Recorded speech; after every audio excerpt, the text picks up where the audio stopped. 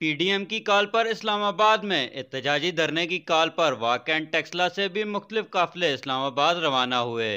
कबल अजी वाकैंड से टिकट होल्डर राजा सरफराज असगर, सैयद अमजद हुसैन शाह टिकट होल्डर पीपी20, साबिक एमएनए व रहनुमा खवातीन विंग जिला रावलपिंडी आसिया नाज तनोली की क़यादत में काफिले इस्लामाबाद रवाना हुए।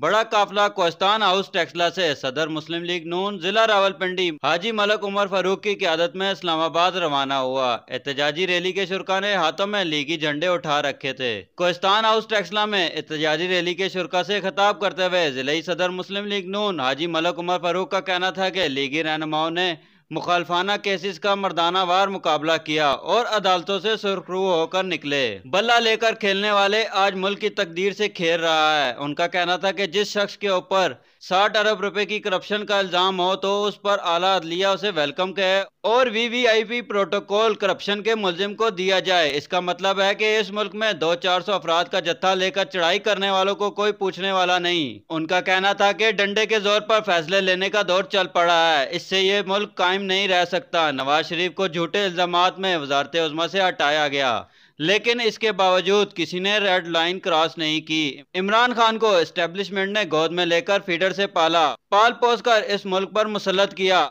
आज उन्हीं की बिल्ली उन्हीं पर मियाऊं कर रही है। जो इस मुल्क में आज तक हिंदुस्तान ना कर सका, इस फितने ने कर दिखाया।